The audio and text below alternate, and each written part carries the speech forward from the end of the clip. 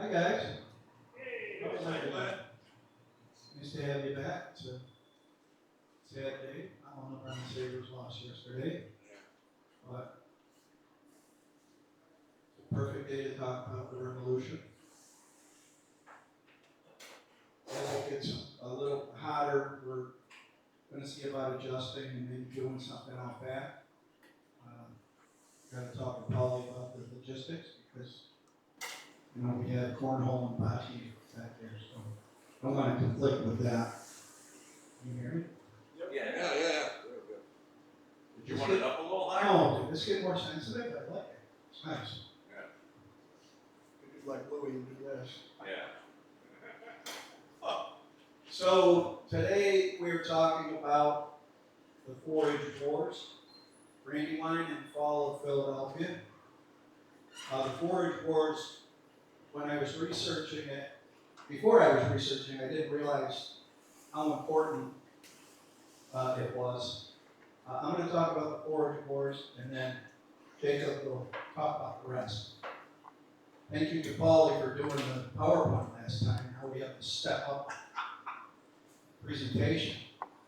So remember that, right? I hear you. So let's just go for a quick recap chronologically because we like talking chronologically. And at some point, by the way, probably in a month or so, we're going to do a full recap summary. That's the whole session. What battles took place, went along, which ones we won, lost, and so forth.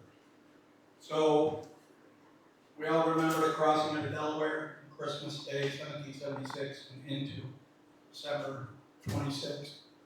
The Battle of Trenton was a big surprise victory, saving the cause, mass reenlistments, as you recall, significant majority, over 80% of all our continental troops were set to expire on the 31st of December. So Washington knew he had to do something, and that's why he selected Christmas. We get trapped again. We keep getting trapped. We get trapped in Trenton after we took it over. We perform another nighttime remarkable escape about a week after we won Trenton. I think we don't have to rehash that. It's the same kind of stuff that the British kept falling for. Throwing some, middle of the night, we're throwing some fires, keeping some guys, and then we're leaving around the backside. And we march up towards Princeton. All of a sudden, there's an unplanned battle. We were not going. We knew that Cornwallis and his army were in Princeton. We knew Cornwallis was in Princeton, but Washington did not anticipate a battle. He was thinking we would get around it, and he was going to be going to New Brunswick to grab ammunition, supplies, and more importantly, a huge cache of British money that was in New Brunswick, which was, I think, about 60 miles northeast of Princeton. So anyway, we're marching up in that direction, and a battle breaks out. We notice that coming the other way were British. We're going this way. We're like, oh, what are you doing there? They start battling. The British actually are winning. We're running away. Just so happens Washington's detachment, or whatever you want to call it, his specific group was coming up behind, noticed this was happening, and Washington ran out in between the two sides, which was remarkable. And he rallied his men to turn back, and we ended up winning that battle. So that's January, go back, was that January 10th? Oh, January 3rd, okay. So at that point, we win, go ahead, Sean. Basically, we win the Battle of Princeton. We lost 25 men, British lost 100, and we captured 300 of them. Our biggest loss, it really affected Washington, was Hugh Mercer. He was one of the main generals immediately under Washington. He was killed at the Battle of Princeton.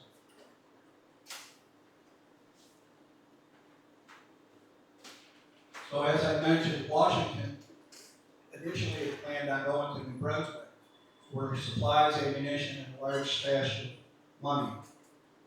After Princeton, though, the rest of his generals convinced him to head north to Morristown for the winter.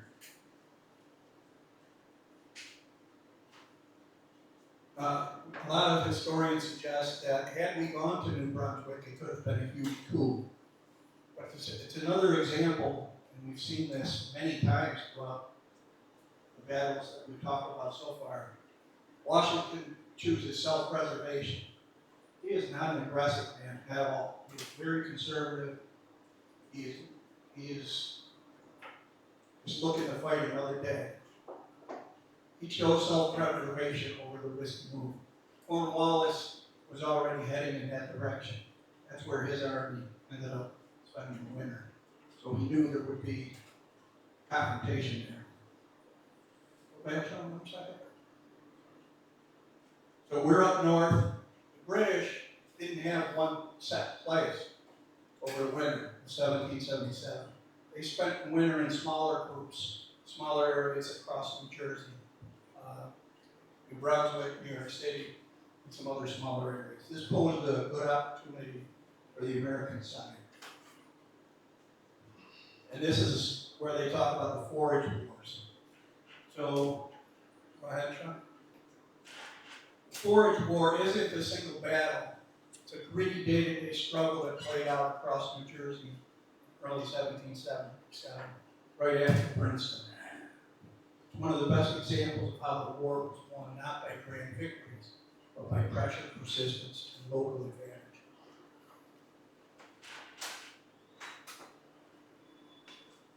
What was it? Well, it was the entire central New Jersey corridor between New Brunswick and the American-controlled countryside. They held a few key posts, but they did not have the countryside. They needed food. They needed hay, firewood, livestock, or they would send out foraging parties. And that's where we struck. Forage wars was basically constant harassment rather than pitched battles, although there were a couple of small battles. The American militia, small continental detachments, ambushed British units gathering supplies. Quick hit and run tactics, attack, scatter, and then disappear. Key American advantages, they had local knowledge of the roads, farms, and terrain. I'm going to talk in a minute about the types of people that were doing this for us. And we had civilian support. Farmers played a huge role in this. And for the Continental Army, it was just a small amount of Continental Army that were not stationed in Morristown. And Washington held them back under William Alexander, or some people might know as Lord Stirling. So, the British disadvantages, they were forced to operate in hostile territory. The supply lines were stretched and vulnerable, and they had to be increasingly cautious, sometimes refusing to leave fortified positions without heavy escort. Most engagements were small. There were a few that were a little bit bigger. The Battle of Millstone on January 20th, that would probably mark the first big event during the Forage Wars, where I'll talk about a little bit on the next slide, that, and then some other ambushes in Quibbletown and Bonneville. So the Battle of Millstone was January 20th. It's also known as the Battle of Van Ness Mill. A British foraging party was sent out. Local militia and random continental troops set up an ambush. they were keyed to this foraging party by the a couple of local farmers. So they set up an ambush. The British were caught off guard. The American forces attacked, and using the terrain and surprise to their advantage, the British retreated. The Americans captured the wagons loaded with supplies, mostly flour, enough flour for a particular garrison's full winter. Several British were killed, no known American losses. That's just an example. So why did the Forage Wars matter? Well, number one, it was starving the British position. The British could not reliably gather supplies from the countryside. They became increasingly dependent on long, vulnerable supply lines or shipments by sea, which also cost a lot more money. It was good for American morale and momentum. We had just won at Trenton, followed up with a victory at Princeton, coming from the ashes, And these successes reinforced confidence. The participation by the militia surged during forage years, or forage war. Locals saw that resistance worked. It gave us control of New Jersey despite the British garrisons having some cities. They referred to it as no man's land. And it also gave us a preview of what the American strategy would be throughout the war. It was asymmetric warfare. Avoid large-scale defeat, wear the enemy down, control the countryside even if you don't hold the city. So who were these guys and gals? The first group was local militia. That was the backbone. These are ordinary men from the New Jersey communities, farmers, blacksmiths, shopkeepers. They were organized at the county and town level. So they were these militias were led by people from their actual town. They weren't full-time soldiers. What would happen is they would assemble quickly when word spread that the British were on the move out foraging. They fought for a few hours or days and then went home. They knew every back road, field, and wooded path. Farmers played a huge role, even those that did not fight directly. Farmers were responsible for tracking the foraging parties. They sent warnings, sometimes by riders, sometimes by signal, to nearby militia units.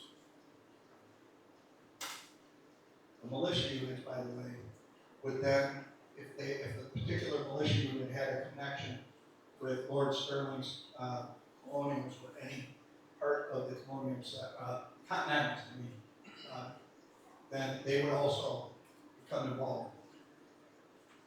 Farmers deliberately hid food, livestock, and supplies to deny the British. So when they would come looking for things, they were not welcomed.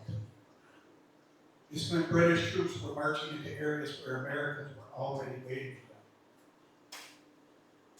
for them. Third group is the Continental Army detachments, small groups of regular soldiers under Washington. Officer William Alexander, Lord Stirling, led that group. They added discipline and structure to some of these activities.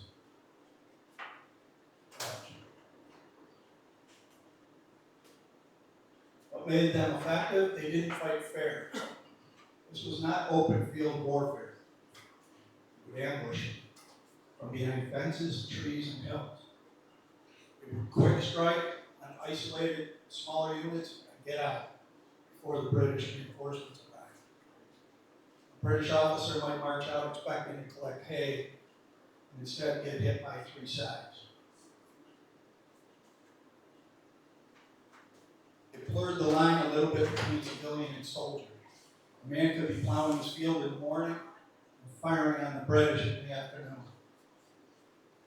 This made it incredibly difficult for the British to identify threats, control territory, gather supplies, basically who to trust. Typical scenario, British foraging party leaves New Brunswick to gather cattle and grain. Local farmers spot them, alert the militia. Militia assembles along the likely routes. British are ambushed. Americans capture the supplies and sometimes prisoners and then disappear. No formal battlefield, just controlled chaos. Quick note on William Alexander, Lord Sterling, handsome guy. He was one of Washington's most trusted generals. He was born in 1726 in New York. He was 51 during this time we're talking about. He claimed a Scottish noble title and insisted he was the rightful Earl of Stirling. He was not English born or Scottish born. He was born here. So British didn't ever recognize that. He was not a fan of England because of that. He oversaw the limited Continental Army engagements during the Forage War. And his whole purpose, directly from Washington, there's an actual letter that, a memo or whatever they call it, that still exists today. Washington is directing General Alexander about this and about what to do. And it was essentially saying, your job is to apply constant pressure on the British. Force the British to travel in larger, more cautious groups and wear them down. There were some other things. Oh, he was almost captured at Battle of Bound Brook.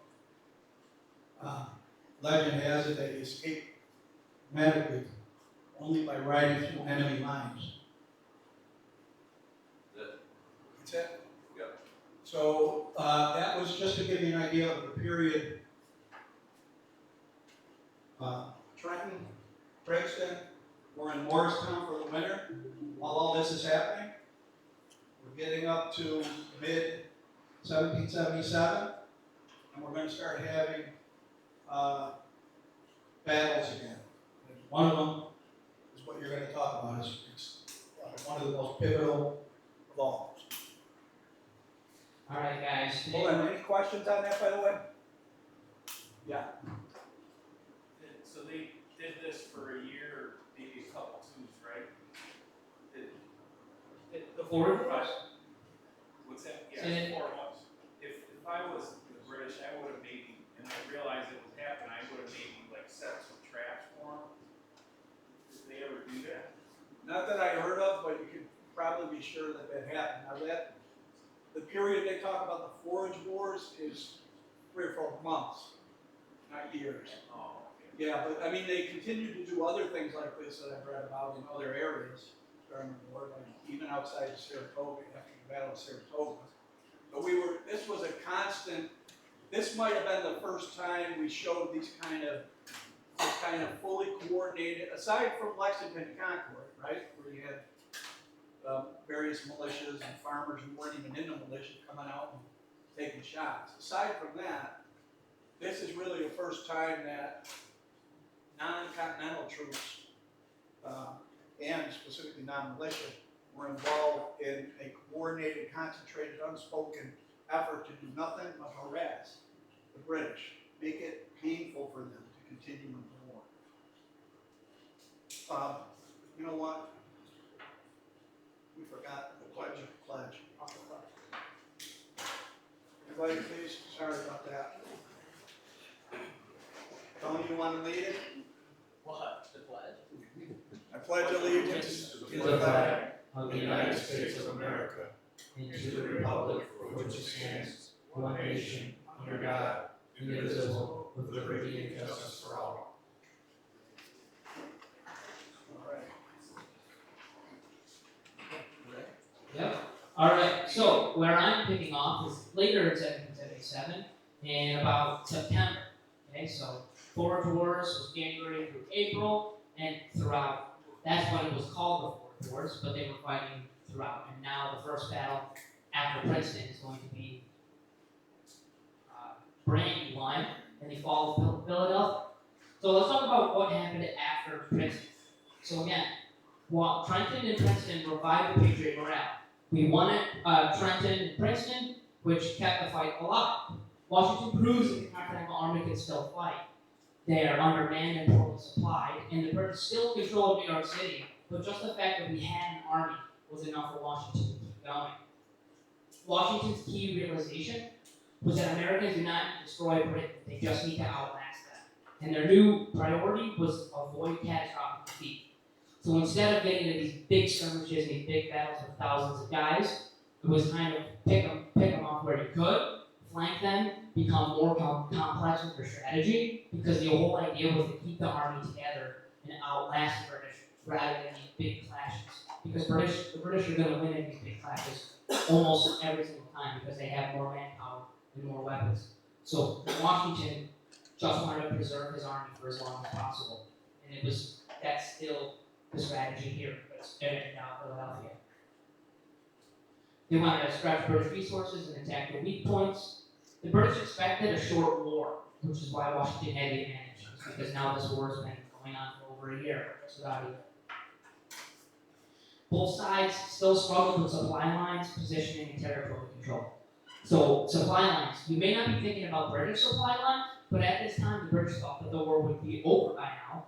So, they didn't really order enough supplies. Because if you think about it, it has to go from across the Atlantic over to the Americas. That takes a long time. And so, if the British were running out of supplies, and we were gaining ground, it was kind of like taking one step forward and two steps back every single time that we fought. We would lose a ton of men, we would take their supplies, and we would eventually just be draining them and applying pressure wherever we could. Okay, so let's get into Brandywine. September 11, 1777, kind of an ironic date. This happened at Brandywine Creek, just outside of Philadelphia. So Brandywine was the name of the creek in southeast Pennsylvania, just outside of Philadelphia. At this time, the British were moving into Philadelphia pretty rapidly, and they were going to take the city uncontested, unless Washington was there to try to stop them. So Washington, of course, was the commander of the Continental Army. You also had Nathaniel Greene there, who was another major general for the Continental Army, one of Washington's most trusted guys. Then there's somebody that I want to talk about. He's new to the scene. His name is Marquis de Lafayette. Has anybody heard that name before? So Lafayette's a pretty popular French name. There's actually Lafayette High School here in Buffalo, around now. But this guy Marquis de Lafayette was only 19 years old when he came to America, and he came to America from France like 2 months before Brandywine, before the fall of Philadelphia. So he didn't have any military experience. He was not a trained soldier at all. He was only 19 years old. So he shows up on the scene. He's a young French volunteer. He arrives at 19 years old. He's inspired by the Enlightenment and the American fight against monarchy. So again, guys, just to remind you, I've talked about it before, but the Enlightenment was the whole idea that we were fighting for. So guys like Thomas Paine wrote stuff in America. He got his ideas from John Locke in England. That's where we are today. Marquis de Lafayette was inspired by those gentlemen. Marquis de Lafayette did get shot in the leg during this fight, but if you get shot and you survive, you're known as a hero, automatically. I mean, think about the Purple Heart veterans that we have in America.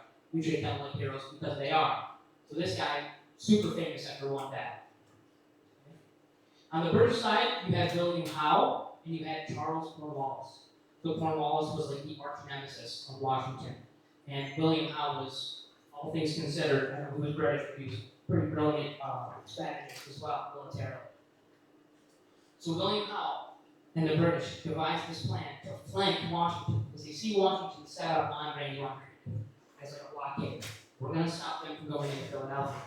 So Howe creates this complex flanking maneuver, and Cornwallis executes that flanking maneuver. So a flank, we talked about before, is where you go around Washington or around whoever you're trying to fight. They did it at New York, and they took New York pretty easily, and they unfortunately did the same at Brandywine. Wilhelm von Knipsen, Knipsen? I don't know. German, most definitely. Probably ahead. He commands the diversity attack against the American center. Washington gets outmaneuvered. The British march towards Philadelphia. Washington attempts to block them from the creek. The British use a flanking maneuver similar to Long Island. The Americans fight hard but are forced to retreat. And so Lafayette gets shot in the back of the leg as they're being forced to retreat. I have a little tidbit of information about kind of how that war was fought. kind of weird. We did apply pressure to the British pretty early on, and the British ended up hunkering down in this, not all of them, but a lot of them ended up hunkering down in this small stone house.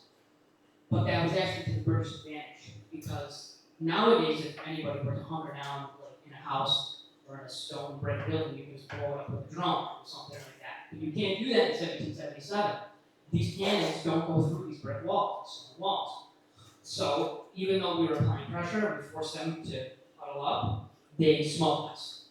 We were outside, we were sitting ducks, and they just picked us off one by one by one. One of them happened at a Quaker meeting house. You guys ever heard of the Quakers before?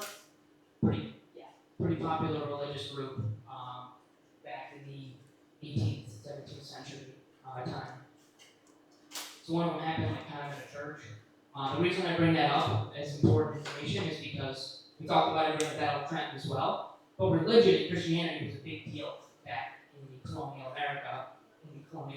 And so anytime there was bloodshed in a church, near a church, and the reason I brought it up in Trenton is because it happened on Christmas Day. It was very frowned upon, especially by loyalists in the country, loyalists who were loyal to the crown. They did not like that very much. And then just to rub it in, after the British whooped us, the parties presumed they had lavish dinners, social life returned quickly, so they were bragging about it. While they were bragging about it, Washington was actually strategizing another battle, strategizing another way to get that back, because he really hates Cornwallis, and Cornwallis beat him this time. So that brings me on to Germantown.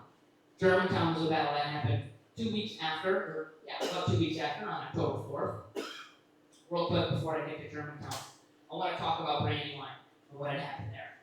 So, after we failed to stop them at Brandywine Creek, the British moved into Philadelphia. Now, if you know anything about Philadelphia at this time, this was the home of the Continental Congress. Okay, this is like Washington, D.C. almost. Okay, this is where all of our politics happen. This is where a lot of decisions are made.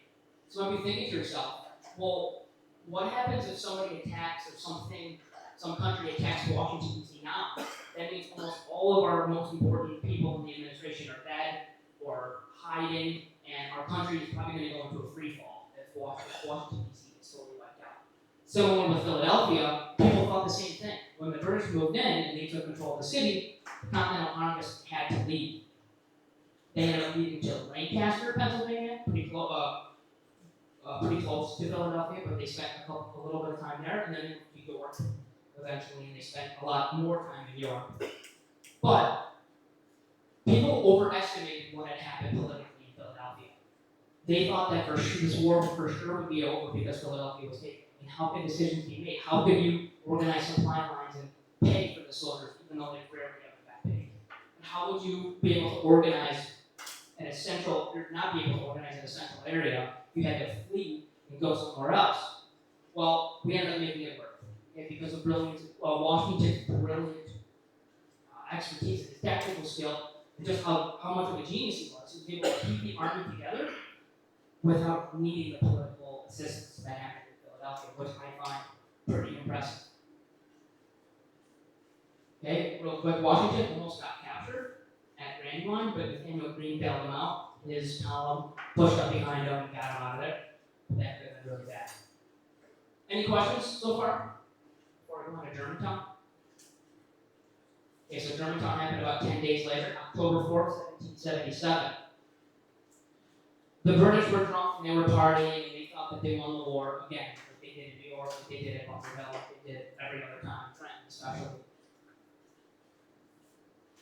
Here comes Washington. He surprises the British, he retakes initiative and proves Americans can still fight. Washington organized a complicated nighttime attack. Multiple American columns advanced at once. And Washington has a pretty cool quote. He says, cities can be retaken, but destroyed armies cannot. They cannot be salvaged. So he realizes, even though we lost Philadelphia, we lost New York City, we lost these big places, big cities, they can be retaken. We can swing the momentum back. But dead soldiers is dead soldiers. Can't bring those people back. So this is a really big mindset shift. Instead of trying to end the war immediately like the British were, Washington wants to extend this war and apply pressure as long as possible, like I mentioned before, to wear them down. The American leaders at Germantown, John Sullivan, Nathaniel Greene, and Henry Knox, as well as Washington. Henry Knox, again, he's the artillery man. He knows everything you need to know about cannons, guns, that type of stuff. Okay? He was a genius with that stuff, strategically, tactically, very well versed on weapons and stuff like that. One thing to mention about Germantown, it got kind of weird, and the reason I say that is because a thick fog came in. We talk about these weird fogs that keep happening. I forget, was it Trenton or Princeton that was a fog? The miracle fog that allowed us to escape. But this fog did not help us. This fog hurt us a lot. So the units lose contact with one another. Think about it. They don't have cell phones. They don't have any sort of like walkie-talkie communication, nothing like that. This is the 18th century. And so officers could not talk to one another, and they could not talk to their soldiers. So one column loses contact with another, and American soldiers end up firing friendly shots at each other by mistake. So this fog rolls in, and we end up shooting each other instead of the British. The American momentum stalls. So we were winning. We did go into Germantown and start opening them, and then the fog comes in, and we get discombobulated, and we end up having to retreat.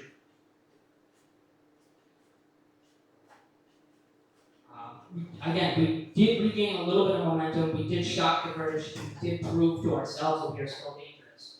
And once again, this shows that Washington can be aggressive. So in general, I mentioned it, and I will second it, the fact that Washington is not a very aggressive person.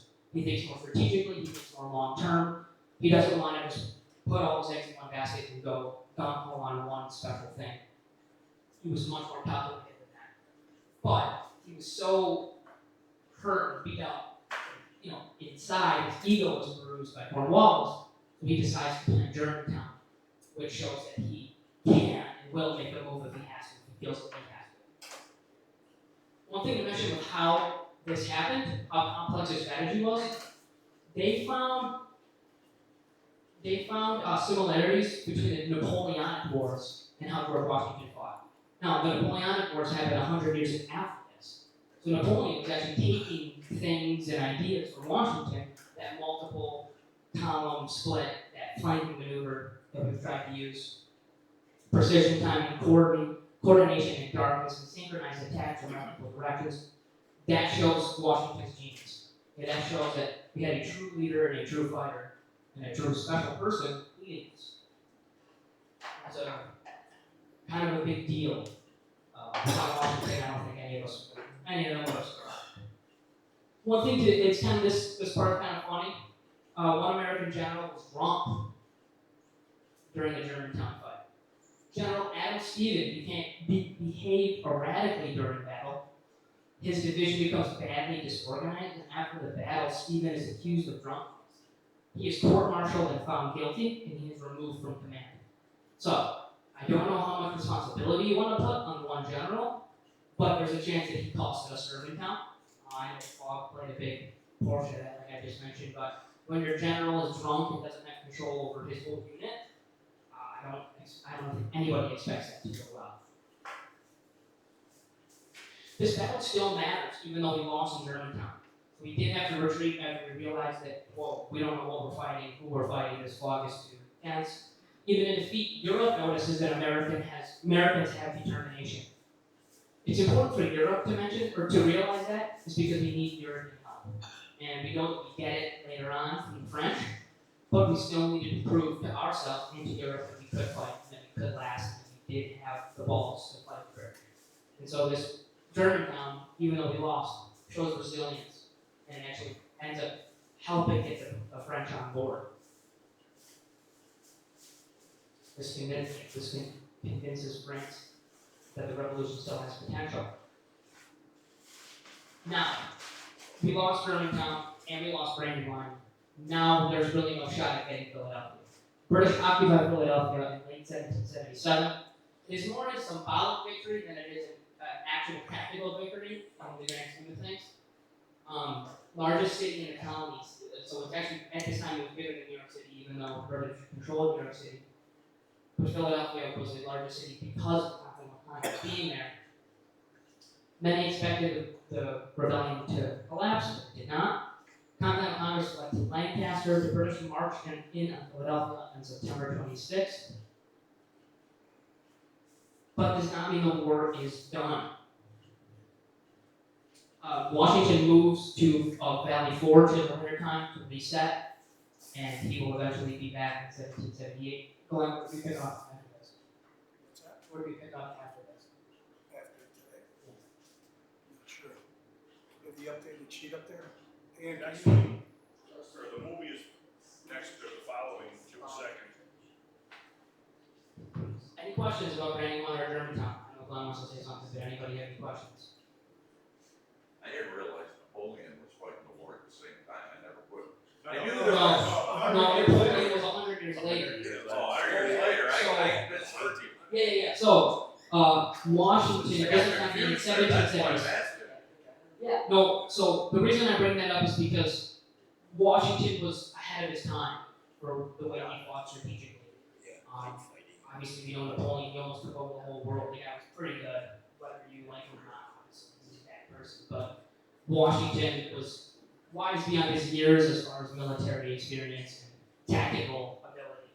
And so he was able to sort of come up with this complex. Got it, I missed that part when you were saying. Yeah. Jake, it just shows you how well informed or how much importance Europe saw this battle, because they learned, they gained, everybody hated Great Britain at the time. Exactly. And anytime we had a victory, it was written down and documented that this, maybe we could use this in the future against Great Britain. Yeah, absolutely. Rick brings up a good point. We were on the main stage. I mean, we were the men in the arena. We were where America is where things happen, pretty much. This was a major world war at the time. Everybody was looking at us to see how we fight the British and how we take them around. keep in mind that you're talking about Washington and his strategies. The Art of War came out in the earlier part of the 1700s, and he had multiple copies of that. And although he doesn't have a formal education, he read a lot. And the other books that he was fond of, the history of the Peloponnesian War, he especially liked books about the Roman commanders, things involving leadership under hardship, discipline and endurance. So back then, these people, that's what they didn't have TV. So they read and they learned. Luke?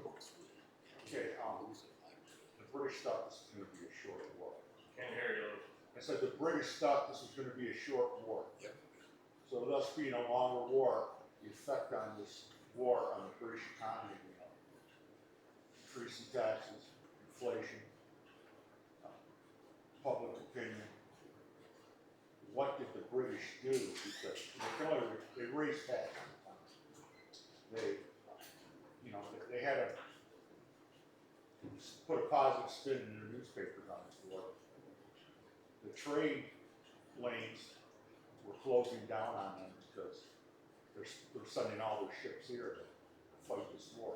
So what effect did that have on them in fighting this war? Did they pour more money into it? Or did they charge it back out of it as they saw themselves, their economies circling the drain at this point? Well, I think that's what Washington planned on, okay? He wanted to have that extended war to drain their economy, to cause some infighting amongst Parliament and whatever, and how Great Britain now appeared to the rest of the world. They were starting to get beat, or they were suffering because of this. So keep in mind that, sure, they were paying for mercenaries, right? The Hessians. And they had sent 40,000 troops over at one point, leading up to the Battle of Long Island that we talked about. After that point in the war, we're talking 1776. The war didn't end until 83. They did not add any other military beyond that. They fought with what they had from that point on. And they really started shitting their pants when France got involved. So like Jake was saying, a very important component of Brandywine and then Germantown was that it convinced France to join. And also, again, thinking chronologically here, crossing the Delaware in '76. Now we're up in Valley Forge after this. It's the winter of '77 and '78. The fact that the British took Philadelphia, in hindsight, was very pivotal because it allowed us to rest. It allowed us, we had over 40% of our troops had smallpox. We needed a break. Valley Forge is not very far from Philadelphia. That's where we took our winter encampment. And historians think that the fact that they took Philadelphia, in hindsight, was a huge benefit to us. It allowed us to hold it, or to keep the military intact. And by the way, we're going to talk about Valley Forge. That's coming up in a few things. So when they held Philadelphia, that was September of '77, and they only held it for 9 months. June of '78, they left. Sir Henry Clinton, who was commander of all activities there, even over Cornwallis, he ordered an evacuation of Philadelphia.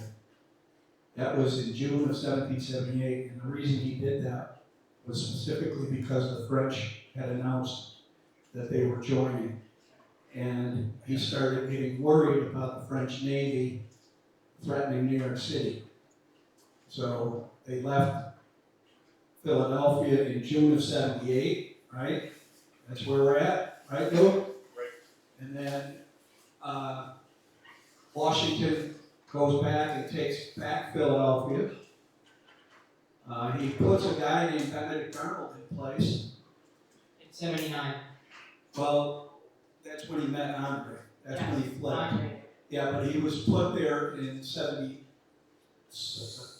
or whatever. 78. And he was the commander of Philadelphia. Yeah. And that led, obviously, the following years when he turned on us and became a traitor. Yeah. Okay, so when you're an occupying force, again, you're draining your economy because it does. When you're an occupying force, it drains your economy. You've got to supply the men that are there. I mean, that city, we controlled the farmland and all the areas around. They still had to feed these guys. They had to give them clothing. There was nowhere to get it, so they had to lengthen their supply lines. They had to give this stuff to them, even though we occupied that city. They occupied that city. So that obviously takes another drain on the army. It's not moving troops to Philadelphia. They're spreading themselves out. New York, Philadelphia. So we had troops in 2 cities. So the Americans didn't have to worry about being in those because they already outlined where you could. They could get food, they want the British to do anything. So what effect did that have on some of the decisions? Some of our decisions or The theirs? British. I don't know if it had any effect to it. They were indoors in the homes for the residents that lived there. And they were getting steady supply lines at this point from Britain. We still didn't have control of the seas. We still didn't have control of the ports. Right, but we did control the outskirts and we did ambush their supply lines. Yeah, what was draining their economy was just the amount of standing armies that they needed to keep and the supplies they needed to keep sending from Britain. Yeah. Exactly. Yeah. So it wasn't so much that the British soldiers, I think, were hurting here. It was that they were starting to feel over in Britain. Yeah, and simultaneous with that, it's always important to actually realize that. Remember when this started, when Sam Adams was running around throwing tea overboard and all this kind of stuff, there was only approximately a third of the population that was for separation, you know? And over time, now it's getting to where people are, you had the Proclamation of Rebellion, remember? Where the king basically called everyone, what do you call them? Rebel. Yeah, Proclamation of Rebellion. And so more and more people started joining the cause. I don't know the percent, but it had to be 70% of the population by that point turned from loyalists over to patriots. Luke, to your point, I think you're talking about how that affects Americans' decisions. I think it vindicates Washington's decision. I think it vindicates Washington's strategy by wearing them out. No, I thought the British had changed their, He's talking about the British, their economy there. That's what he's talking about. How did it affect their economy because they had to tax more because they have less, right, Luke? yeah, because that, as you know, when we were in Vietnam, we were not fine force. Yeah. It was, they were taxing us, it was we were causing some shortages here. You know, so because we had to supply billions of dollars to that war, plus the loss of men, which they had more than us. And they, like you said, they weren't resupplying the men. And the same thing during World War II when we had rations. Because we were sending everything to our troops overseas, and who's wondering how did it affect them in England more economy than it did them being here. Yeah, absolutely. So how that would affect Britain's decision? I mean, I think if you're not occupying force anywhere, if you're sending troops anywhere overseas, any country, you're going to lose support at home no matter what, even if you're fighting the most civil war or whatever. Yeah, but you got it, yeah. That's important. Well, I mean, that helps America, but for Britain, they didn't take us seriously enough, which I think that their strategy was probably just one punch, one kill. That's why they go take these big cities to try to squash us like a bug in one battle. But Washington keeps moving around, keeps moving, and keeps us out of the spotlight of the heavy artillery that the British have. I think that's the idea. And I think it's important. I'd like to do someone maybe to research it and do it. It would be important to look from the British perspective, like you're saying. I think that I've never really studied that. You know, you read about how the House of the Lords and the Commons and some of the people who in England were against this, and then it's the opposing faction, so to speak, the pacifists in Britain, in England, were basically begging King George to find a graceful exit.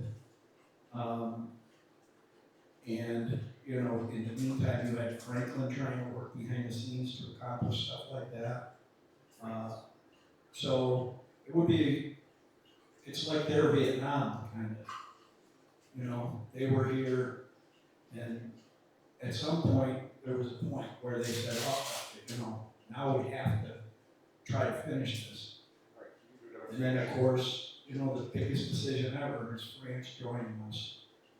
And I believe there had to be a lot of dissension starting in their own groups Yeah. as well, you know. I'm sure the soldiers never anticipated them being there that long, and I think they started losing interest. They're more worried about their families back home, what's going on back home. They can't drive back home. Right. Like, they're stopped. Right, and you know, I think they started losing interest in, you know, not, in fighting and things like that. A lot of Well, dissension. the thing to keep in mind is go back to the beginning of this lecture series. If you go back to the beginning of the lecture series, Britain had to pay for the 7 Years' War. Yeah. And they were taxing us to Correct. try to get it off of us. I mean, it's known that they raised taxes in Britain, but they also had a global empire where they could start taxing the other territories that they had at a higher rate. Correct. So it probably didn't sting them as much as it was us when they put the stamp tax on and the tea tax and all those other things, but it was an effect on their economy. I don't think it's I'd love to find out too, because I don't think it was the deciding factor for them just cutting it off. You want to do that? Does anybody want to do that other than Sean? What is it? That topic? Lou, you want to do it? Lou and I will do it together. Okay. You just have to remember that once you start raising taxes,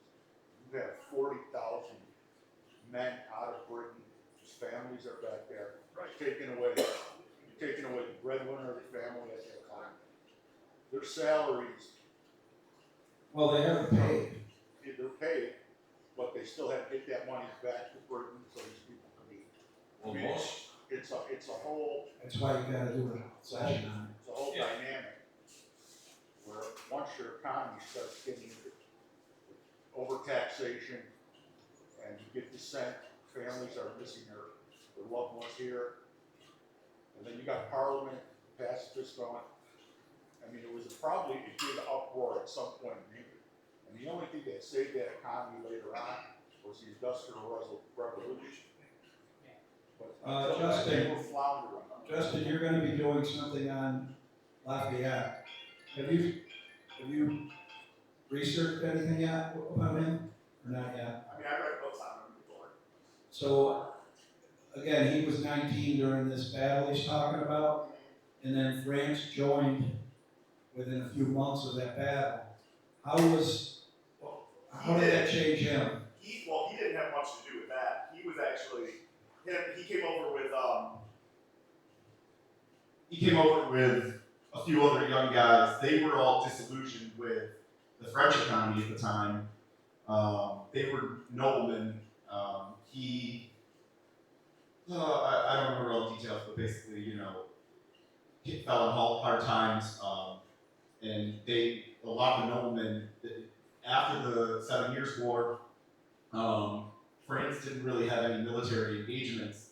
So that was the main thing that kept these rich young guys busy, was they all went into the military.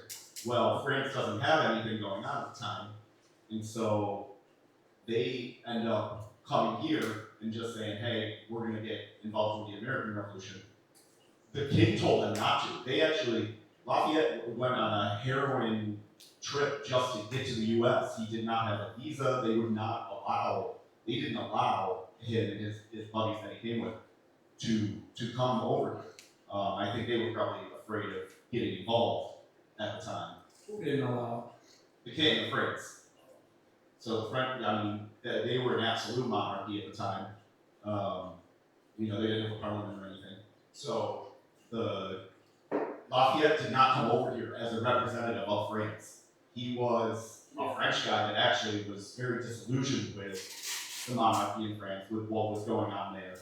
And he was really in it to, yes, he had a lot of those enlightenment beliefs, but a lot of why he came over was for his own personal glory and just to better his own life.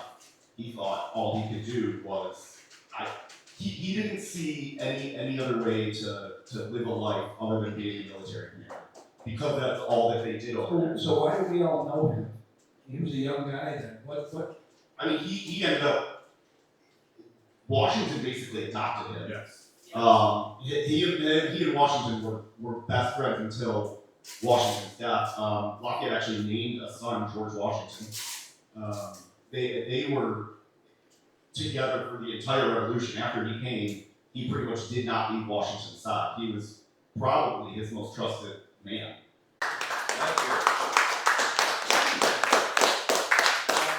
Then talk to Sean if you want a ticket to the movie, Revolutionary America. It's by Angel Studios, so it's gonna be pretty patriotic. Or should I say not PC, right? And then after that, it's a week after that, so we won't see you guys for a couple weeks. All right, but talk to Sean if you want, thanks.